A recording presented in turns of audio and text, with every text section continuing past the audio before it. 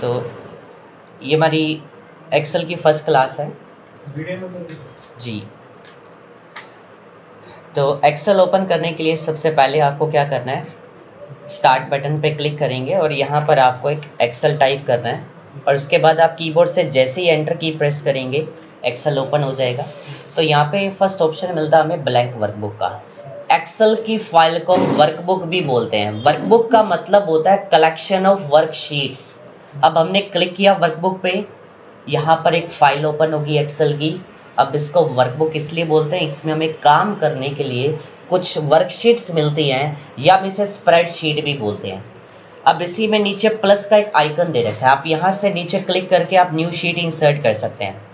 एक क्वेश्चन होता है, कई बार एग्जाम्स में भी आता है, कॉम्पिटिटिव एग्जाम्स में, कि MS एक्सेल 2010 वर्जन में बाय डिफ़ॉल्ट कितनी वर्कशीट आपको ओपन की हुई मिलती हैं? 3 वर्कशीट।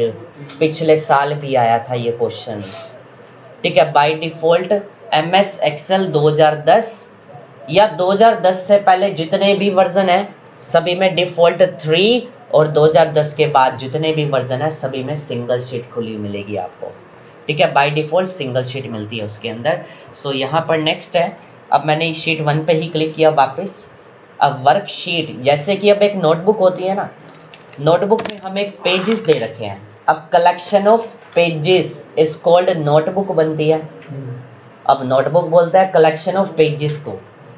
ऐसे एक इंटरनेट का जो आपका टॉपिक है उसके ऊपर एक क्वेश्चन आ जाता है आपका कि वेबसाइट क्या होती है। आपको 4 ऑप्शन दिए होंगे MCQs में, तो उसके अंदर वेबसाइट कलेक्शन होती है वेब पेजेस का। जिस तरह से मैंने नोटबुक का एग्जांपल दिया, वर्कबुक का बारे में बताया कि वर्कबुक कलेक्शन ऑफ वर्कशीट है, तो वेबसाइट क्या होती है? Collection of web pages. And any page of any website is called web page. किसी भी वेबसाइट का कोई भी पेज एक वेब पेज कहलाता है, राइट। अगला पॉइंट, अब इसके अंदर हमने जैसे अब एक्सेल ओपन किया है ना, सबसे टॉप में हमें जो यहाँ पर एक बार शो होती है ना, इसको बोलते हैं टाइटल बार। एक्सेल ओपन करने पे सबसे टॉप में यहाँ पर आपको एक टाइटल बार मिलती है जहाँ पे आपको फाइल का नेम और एप्लीकेशन का नेम भी मिलेगा।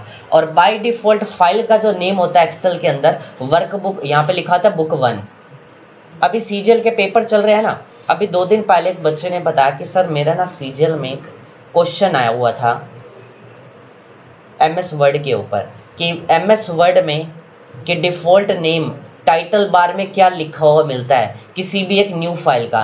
जैसे अभी हमने एक्सेल में एक न्यू फाइल ओपन किया है तो फाइल का नाम हमें बुक 1 के नाम से मिल रहा है ना, ऐसे MS वर्ड में डॉक्यूमेंट 1 लिखा हुआ मिलता है। और इसके साथ में और क्या लिखा हुआ था? Name of the application. 2 चीज़ें मिलती है, name of the file and name of the application, 2 चीज़ें मिलेंगी। और उससे नेक्स्ट होती है मेन्यू बार। फर्स्ट है जैसे कि फाइल, होम, इंसर्ट, ये जो ऑप्शंस है ना, इस वाली पूरी रो को मेन्यू बार बोलते हैं। भाई जी आपका ध्यान नहीं है क्लास में, ध्यान दो। नेक्स्ट, अब इसी मेन्यू बार में ये जो सेकेंड वाली रो है इसको मेन्यू बार बोलते हैं, इस पूरी रो को। और इसमें जितने भी ऑप्शंस हैं इसको टैब पढ़ते हैं, जैसे कि होम टैब या insert tab, page layout tab, data tab, इनको टैब्स बोलते हैं, राइट। नेक्स्ट पॉइंट, इसी के फिर जस्ट नेक्स्ट आता है थर्ड, रिबन। नीचे ये जो हॉरिजॉन्टल बॉक्स मिल रहा है ना जिसमें आपको काफ़ी सारी कमांड स्क्रीन पर डिस्प्ले हो रही हैं, ये कैलिबर लिखा है, बोल्ड है, इटैलिक है, ये सब इतनी सारी कमांड्स हैं। इस हॉरिजॉन्टल टूल बार को, इस टूल बॉक्स को हम रिबन बोलते हैं। और कई बार ऐसा होता है कि रिबन आपको ना स्क्रीन पर मिलता ही नहीं है, आपने एक्सेल ओपन किया, हाइड किया हुआ मिल रहा है, तो उसको वापस कैसे विजिबल करेंगे? तो वापस ऑन करने के लिए आपको कीबोर्ड से कंट्रोल बटन के साथ F1 की प्रेस करनी है। Control plus F1 to display और हाइड रिबन। रिबन को हाइड या शो करने के लिए हम कीबोर्ड से कंट्रोल के साथ F1 की का प्रेस यूज करेंगे।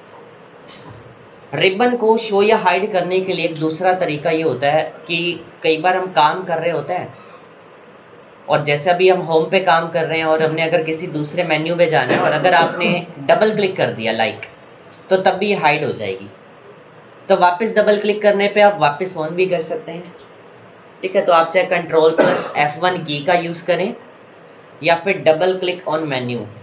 ठीक है, मेन्यू बार में आप किसी भी टैब पे जब डबल क्लिक कर रहे हैं तो यहाँ से भी ऑन या ऑफ कर सकते हैं। तरीके और भी होते हैं, बट अभी हम सिर्फ 2 ही रीड करेंगे इसको ऑन ऑफ करने के। अगला पॉइंट नेक्स्ट होती है फॉर्मूला बार, और इस फॉर्मूला बार के लेफ्ट साइड पर एक और छोटा सा बॉक्स भी बना होता है जिसे नेम बॉक्स पढ़ते हैं। एक्सेल में रिबन के नीचे एक फॉर्मूला बार भी दी होती है जिसके लेफ्ट साइड में एक नेम बॉक्स भी दिया होता है।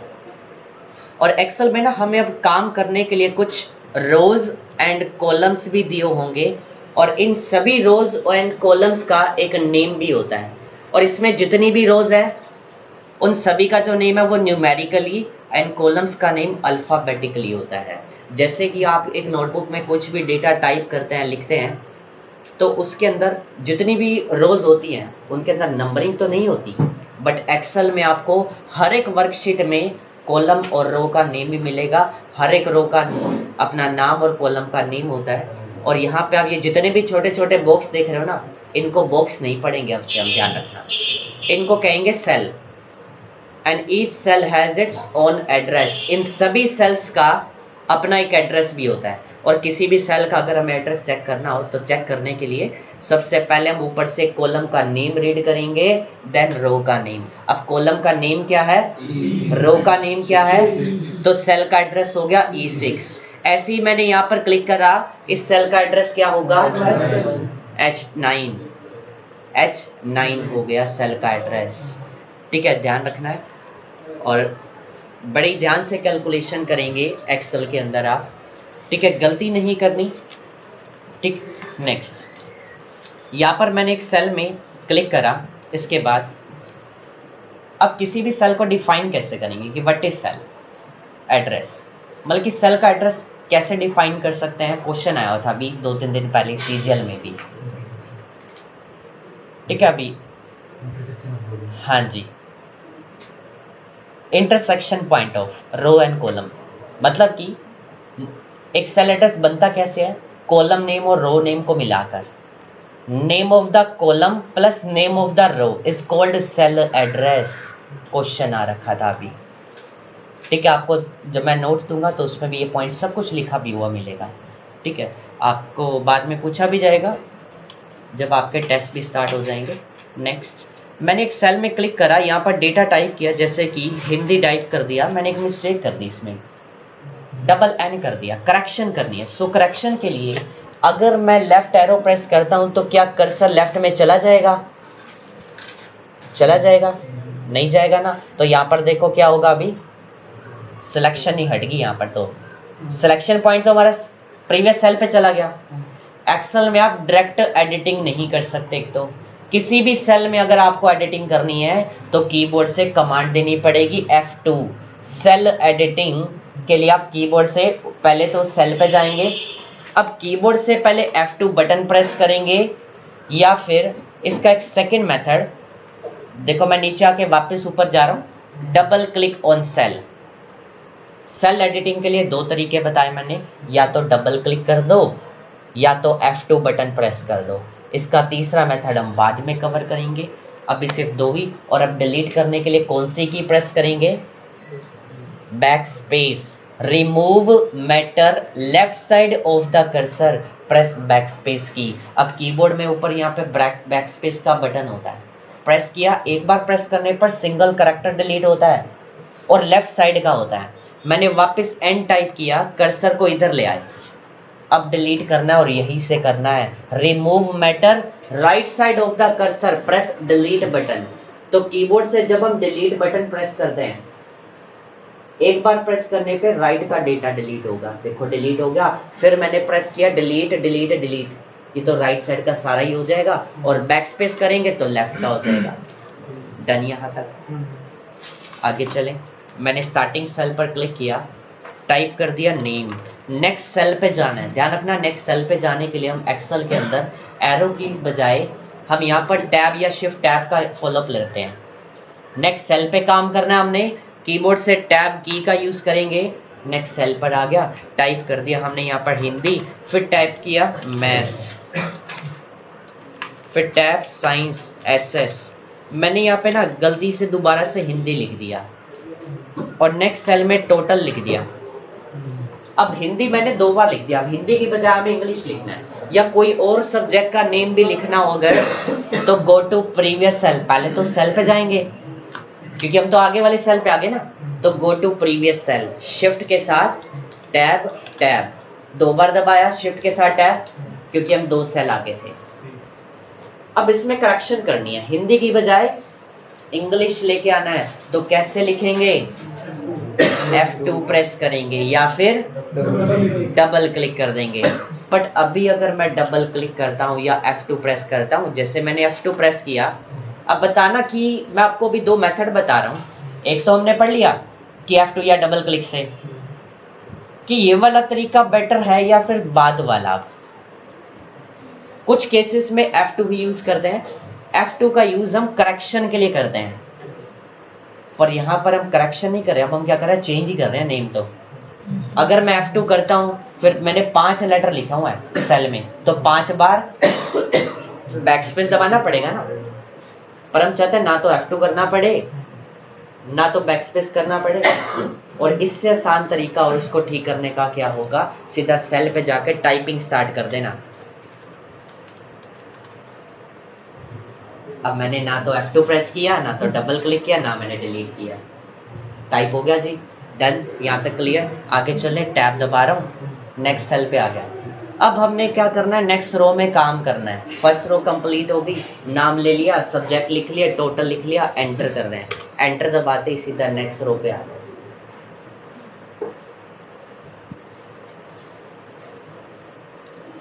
अब यहाँ पर हमारे पास एक्सेल में हमने कुछ एक टेबल डिज़ाइन कर रहे हैं। टेबल कंप्लीट करने से पहले कुछ चीज़ें ये कि एक्सेल में टोटल नंबर ऑफ रोज़ कितनी होती हैं। अगर हम ये चीज़ बात करें तो रोज़ होती है टोटल 10,48,576, 10,48,576।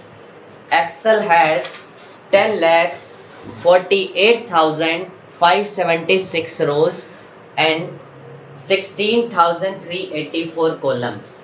एक्सेल के अंदर टोटल 10,48,576 रोज होती हैं, और अगर इसके अलावा हम कॉलम्स की बात करें तो 16,384 कॉलम होते हैं, 16,384 columns in MS Excel 2007 version और इन अपर वर्जन, यानी कि 2007 वर्जन या 2007 के बाद से जितने भी बाद के वर्जन आए हैं, चाहे वो 2010 है या 2013 है या 16 है या 19 है, इन सभी वर्जन्स में टोटल रोज सेम ही रहेंगी।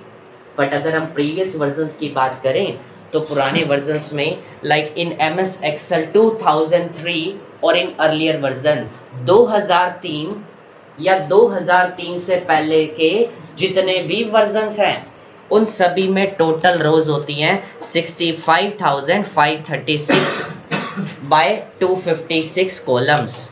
MS Excel 2003 और इन अर्लियर वर्जन्स एक्सेल के अंदर टोटल रोज एंड कॉलम्स 65,536 होती थी और कॉलम होते थे 256 पुराने वर्जन में। अब देख लो 10 लाख रोज हो गई 48,576 और कॉलम हो गए 16,384। पहले 256 कॉलम हुआ करते थे। ठीक है, नेक्स्ट आगे की क्लासेस में हम ये चीज़ आपको स्क्रीन पर डिस्प्ले भी करेंगे। ठीक है, जब हम नोट्स को कवर करेंगे इन चीज़ों को। 256 कॉलम है जो पुराने वर्जन्स हैं। चलिए, अगला पॉइंट हमारा है कि जूम साइज कैसे इंक्रीज करना है। अगर हमें जैसे यहाँ पर ना जूम साइज चेंज करना है, कई बार जब आप एक्सेल में कोई भी काम कर रहे हैं और आपकी वर्कशीट जैसे टेक्स्ट आपको काफ़ी छोटा छोटा नज़र आ रहा है यहाँ पर, तो आप इसको थोड़ा जूम कर लिया करें। ठीक है, रिकॉर्ड डिज़ाइन करते समय तो कैसे करना है, एक तो जूम स्लाइडर होता है सबसे लास्ट में, ये जो स्टेटस बार है यहाँ से आप प्लस आइकन पे क्लिक कर दो, या फिर स्लाइडर बटन को क्लिक होल्ड करके ड्रैग भी कर सकते हैं, या फिर माउस से कीबोर्ड से कंट्रोल के साथ और माउस से स्क्रॉल बटन की हेल्प से आप स्क्रॉल अप कर देना। तो आप इसको थोड़ा सा नज़दीक से, ठीक है, आप इजीली तरीके से कर सकते हैं। नेक्स्ट, और मिनिमम 10% जूम साइज कर सकते हैं और मैक्सिमम 400% आप कर सकते हैं zoom size in MS Excel. ठीक है, किसी भी वर्जन के अंदर सेम ही रहता है जूम साइज, पर वर्ड में अलग मिलेगा, पावर पॉइंट में अलग है।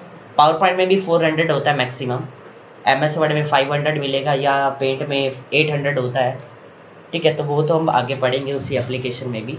नेक्स्ट, हमने नेम लिखा, मार्क्स दे दिए, टोटल करना है। सो टोटल निकालने के लिए सबसे पहले ध्यान रखना, एक्सेल में आप जब भी कैलकुलेशन कर रहे हैं ना, कोई भी कैलकुलेशन स्टार्ट करते हैं, स्टार्ट विद हमेशा इक्वल टू से होगी। विदाउट एन इक्वल टू कोई भी फॉर्मूला स्टार्ट नहीं होगा। किसी भी फॉर्मूले में हमने स्पेस बार का यूज नहीं करना है। फॉर्मूला चाहे आप स्मॉल लेटर में लिखो या कैपिटल में, रिपीट कर रहा हूं, फॉर्मूला हमेशा इक्वल टू से स्टार्ट होगा। बिना इक्वल टू के कोई भी फॉर्मूला काम नहीं करेगा, ध्यान रखना। किसी भी फॉर्मूला सेल में स्पेस बार यूज नहीं करेंगे हम। ठीक है, इसके अलावा फॉर्मूला चाहे आप स्मॉल लेटर्स में लिखो या कैपिटल लेटर में, आप कैसे भी टाइप कर सकते हैं। नेक्स्ट, अब हमें यहाँ पे 5 सब्जेक्ट दे रखे हैं। स्टूडेंट का नाम दे दिया गया, सब्जेक्ट दे दिए, मार्क्स लिख दिया हमने, टोटल कैलकुलेट करना है। तो जब हम किसी सब्जेक्ट वैल्यूज का टोटल करते हैं तो उसमें किस टाइप की कैलकुलेशन की जाती है? प्लस होती है, माइनस होती है, क्या होता है? प्लस होता है। तो हमें यहाँ पे 5 को प्लस करना है। तो प्लस करने के लिए हम वैल्यूज नहीं टाइप करेंगे, ध्यान रखना। एक्सेल में जितने भी फॉर्मूलाज आप अप्लाई करेंगे वो सारे सेल एड्रेस पर बेस्ड होने चाहिए, ध्यान रखना। जैसे कि आप एक कैलकुलेटर में कोई भी अगर कैलकुलेशन करने के लिए, अगर मैं लाइक यही सेम ही दे दूं आपके हाथ में, अगर मान लीजिए कैलकुलेटर है, वहां पे तो आप क्या लिखते हैं? फर्स्ट वैल्यू 98, फिर 98 क्या फर्स्ट वैल्यू, फिर सेकंड वैल्यू 78 है, फिर third plus fourth plus fifth. पर एक्सेल में ना हम एक थोड़ा सा चेंज है, अब वैल्यू की बजाय जिस सेल में हमने वैल्यू लिखी हुई है, सभी को सेल एड्रेस चेक करने आता है अच्छे से। तो यहाँ पे हमने क्या करना है? बस सेल का एड्रेस लिख देना है। तो जैसे अभी सेल का एड्रेस क्या होगा? B2। तो हमने टाइप किया B2 प्लस में C2 प्लस में, और G2 भी लिखेंगे? नहीं, G2 में तो हम फॉर्मूला लगा रहे हैं। एंटर कर देंगे उसके बाद, अब एंटर कर दी, देखो मार्क्स आ गए यहाँ पर टोटल होके।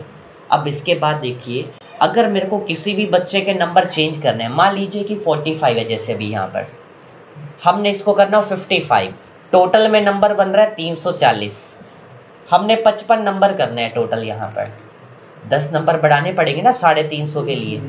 तो कैसे लिखेंगे यहाँ पे 55? Yes, right. हम यहाँ पे सीधा टाइपिंग कर देंगे। हमने रीटाइप कर दिया सीधा डायरेक्ट सेल पे जाकर, हमने कोई F2 प्रेस नहीं किया, ना तो डिलीट किया डेटा वैल्यू को। और एंटर करते ही देखो, एंटर करते ही अभी तो सिर्फ टाइप किया, एंटर करते ही मार्क्स अपने आप चेंज हो गए टोटल में। हमने तो फॉर्मूला सिर्फ एक ही बार अप्लाई किया, उसके बाद कैलकुलेशन ऑटोमेटिकली अपग्रेड हो गई। यहाँ पर हमें बार बार नहीं करनी पड़ेगी। पर अगर आप कैलकुलेशन करते समय वैल्यूज लिख देते ना कि 98 प्लस 78 प्लस 65, तो वहां पर फिर आपको आंसर चेंज किया हुआ नहीं मिलेगा, एक एक में जाके फिर करना पड़ेगा। तो ये चीज का ध्यान रखना है। तो नेक्स्ट, नेम लिखेंगे, मार्क्स दे दिए, फिर से टोटल करना है, पर मैं कुछ एंट्रीज और कर लेता हूं।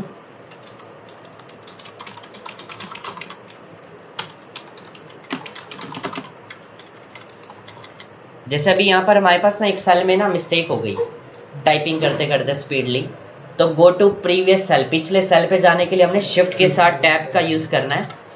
फिर एंटर कर दिए मार्क्स, टैब टैब। अब टोटल निकालना है, हमारे पास 3 रिकॉर्ड एंट्री और हो गई। तो सभी का निकालने के लिए अब हम एक एक में बार बार फॉर्मूला नहीं लगाएंगे, ध्यान रखना। फॉर्मूला सिर्फ वन टाइम अप्लाई होगा, उसके बाद वापस उसी फॉर्मूला सेल पे जाके डेटा एंटर करने के बाद इसको कॉर्नर पॉइंट से ना नीचे खींच देना। अभी देखो जो हमारे पॉइंटर की शेप है ना, पॉइंटर का मतलब यहाँ पर होता है, आप में से कुछ बच्चे कंफ्यूज हैं कि पॉइंटर क्या होता है। ये जो एरो होता है आपको दिखाई दे रहा है स्क्रीन पर, इसको क्या पढ़ते हैं आप? आप में से काफी स्टूडेंट्स का आंसर कर्सर आ रहा है। दरअसल ये कर्सर नहीं है, that is the wrong answer. Right answer is pointer, pointer बोलते हैं हम इसको, ठीक है, ध्यान करिएगा, आपको पॉइंटर के अकॉर्डिंग पढ़ना है। कर्सर वैसे हम कहते हैं, हम बचपन से यही सीखते हुए आ रहे हैं, दरअसल एक रॉन्ग वर्डिंग है, ठीक है, हमने इसको पॉइंटर पढ़ना अब, ठीक है। अब इसके अलावा हम इसको माउस या एरो भी कहते हैं, ठीक है। और यहाँ पर देखो जो हमारे पॉइंटर की शेप है ना, वो प्लस शेप में आ रही है, एक डॉक्टर सिंबल की शेप में, हम इस शेप को डॉक्टर सिंबल भी बोलते हैं। और अब हमने क्या करा, क्लिक किया टोटल वाले सेल पर, अब इसको कॉर्नर से हम जैसे ही ड्रैग करेंगे, और देखो कॉर्नर पे ले जाते ही फॉर्मूला सेल के एक ब्लैक कलर में जब प्लस आ जाएगा ना, अब आपको यहाँ से क्लिक दबाकर नीचे खींच देना है, सभी का आंसर आ गया, सभी का आ गया। और अब किसी के भी नंबर चेंज करने हैं हमने, 45 है 78 कर दिया, टोटल में देखो अपने आप चेंज हो जाएंगे, 98 कर दिया, जितने भी नंबर हम चेंज करेंगे चेंज होते जाएंगे, कम करें चाहे बढ़ाएं, मार्क्स अपने आप अपडेट होते जाएंगे। यहाँ तक सभी को क्लियर, आगे बढ़े। एक तो ये चीज़, अगर हमने किसी सेल में टेक्स्ट लिखा है ना, तो एडिट करने पे हमें टेक्स्ट ही शो होगा, जैसे कि इंग्लिश, अब ये टेक्स्ट है, ये क्या है, सारी वैल्यूज़, तो डबल क्लिक करेंगे वैल्यू की वैल्यू रहेगी ना, पर यहाँ पर इसमें क्या लिखा, हमने फॉर्मूला टाइप किया हुआ है, अब टाइप तो फॉर्मूला किया था, पर जैसे एंटर किया ये तो कैलकुलेशन होकर आ गई, अमाउंट निकल कर आ गई। तो यहाँ पे जब हम डबल क्लिक करेंगे ना, अगर आपको किसी सेल में फॉर्मूला विजिट करना है, उसको एडिट करके देखना है, तो आप उसके लिए भी सेम कमांड प्रेस करेंगे, सेल एडिटिंग की ही, F2 या डबल लेफ्ट क्लिक। जब भी मैं कहूँ क्लिक या डबल क्लिक, ट्रिपल क्लिक, तो लेफ्ट क्लिक ही होता है, अंडरस्टूड होती है ये चीज़। और अगर कहीं पे भी राइट क्लिक का यूज़ हो रहा है तो मैं राइट क्लिक ही बोलूँगा वहाँ पर, ठीक है, राइट क्लिक के लिए राइट क्लिक ही यूज़ होता है, बट लेफ्ट क्लिक के लिए ओनली क्लिक बोला जाता है, ठीक है। नेक्स्ट, और किसी भी फॉर्मूला सेल से ना एग्जिट होने के लिए हम कीबोर्ड से एस्केप बटन का यूज़ करेंगे, सबसे टॉप में दिया होता है एस्केप, ESC, एग्जिट तो हो गए, पर कुछ केसेस में हम एंटर भी प्रेस करेंगे, वो आगे की क्लासेस में सीखेंगे कि हमने एस्केप का यूज़ क्यों किया। अब कई स्टूडेंट्स होते हैं कि उनको मालूम होता है कि जैसे थोड़ा बहुत आता होता है तो वो बाहर भी क्लिक कर देता है, जैसे अभी मैंने क्लिक किया, ठीक है, देखो मैं बाहर क्लिक कर रहा हूँ, आ तो ऐसे भी रहा है, बट आपने बाहर क्लिक नहीं करना, ध्यान रखना। हम आगे की क्लासेस में सीखेंगे डबल क्लिक करके जब हम एडिट करते हैं, चाहे F2 करके एडिट हो रहे हैं, तो हम बाहर क्लिक क्यों नहीं करेंगे, उसका एक नेगेटिव पॉइंट भी होता है, तो हम आगे की क्लासेस में पढ़ेंगे। अगला पॉइंट है, मैं इन सभी को डिलीट कर रहा हूँ, टोटल कैलकुलेट करना है इसके सेकंड मेथड से, यूजिंग बाय सम फंक्शन। अभी जो हमने मेथड रीड किया, मेथड पढ़ा भी, टोटल कैलकुलेट किया यूजिंग बाय सेल, यानी कि सेल बाय सेल मेथड के लिए एक सिंपल तरीके से 5 सेल थे, 5 सब्जेक्ट थे हमारे पास, पांचों का सेल एड्रेस लिखा सेपरेटली, एक एक का, कि पहले किसको इसको प्लस करना है, पहले first cell, second cell plus third cell add करते गए। इसका दूसरा तरीका is equal to sum, SUM sum. अब यहाँ पर एक फंक्शन है सम, एक फंक्शन का नाम होता है सम, जो कि क्या कार्य करता है, एडिशन के काम आता है, यानी कि प्लस करता है। और देखो जैसे ही मैंने टाइप किया फंक्शन का नाम, ऊपर आपको डेफिनेशन भी लिखी हुई मिल जाएगी कि इस फंक्शन का काम क्या रहता है, ऐड करने का, all the numbers in a given range, in a range of cells. तो गिवन डेटा रेंज में हम जो भी रेंज देंगे, ठीक है, उन सभी को ऐड करके दे देगा, टोटल निकाल के बता देगा, प्लस निकाल के बता देगा कि आंसर कितना आएगा। तो इसके बाद जब भी कोई फंक्शन लगाते हैं ना, उसके बाद ब्रैकेट जरूर ओपन होगी, ध्यान रखना। स्पेस का यूज मैं फिर से रिपीट कर रहा हूँ, कहीं पे भी नहीं देना हमने। अब टोटल करना है, कितने सब्जेक्ट हैं, 5 सब्जेक्ट, ठीक है। अब 5 सब्जेक्ट है, बोलते रहो साथ साथ, नींद ना आ जाए, ठीक है। चलिए आगे, अब 5 सब्जेक्ट है, कहाँ से कहाँ तक टोटल करना हमने, B2 से F2, तो B2 क्या हमारा फर्स्ट सेल का एड्रेस। अब यहाँ पे ना एक एक एड्रेस नहीं लिखेंगे जैसे हमने पहले करा, क्योंकि जब भी किसी फंक्शन के थ्रू क्योंकि हम कैलकुलेशन करते हैं ना, वहाँ पे सीधा रेंज दे देते हैं हम, जहाँ से जहाँ तक टोटल करना है। अब टोटल हमें करना था, यहाँ पे फर्स्ट सेल हमारा हिंदी या इंग्लिश तक करना है सभी का, तो यहाँ पे आ जाएगा B2 और बीच में कोलन का साइन। आप सभी टाइपिंग करते हैं तो उसमें इस फिंगर से कौन सी की प्रेस करते हो? Semi colon, little finger right वाली से। तो उसी बटन पे दिया होता है कोलन का साइन, जो कि शिफ्ट के साथ इंसर्ट होगा। कीबोर्ड में जितने भी ऊपर के सिंबल्स हैं वो सभी शिफ्ट के साथ इंसर्ट होंगे। इसके बाद हमने यहाँ पर लिख दिया F2 और लास्ट में ब्रैकेट भी क्लोज होगी। यहाँ पे हमने फॉर्मूला लिख दिया equal to sum bracket open and first cell address colon में लास्ट सेल एड्रेस। और ध्यान रखना बीच में कोलन का साइन लगाना है, प्लस नहीं लगाना। प्रीवियस बैच में एक बच्चे ने प्लस लिख दिया तो दो ही वैल्यूज का प्लस आ जाएगा, ध्यान रखना। सिर्फ B2 और F2 टोटल होकर आ जाएंगी, हमें तो सारी करनी है पांचों की पांचों। तो कोलन का साइन लिखकर एंटर कर देंगे। आप लिख सकते हैं फॉर्मूला जी। तो यहाँ तक सभी को आई थिंक सभी को क्लियर हो चुके होंगे topics. So it's enough for today. और करना अभी आज के लिए बहुत है, ठीक है। तो अभी हम 2 से 3 दिन तक थोड़ा सा ही स्लो चलेंगे, ठीक है, ऐसे ही चलिए।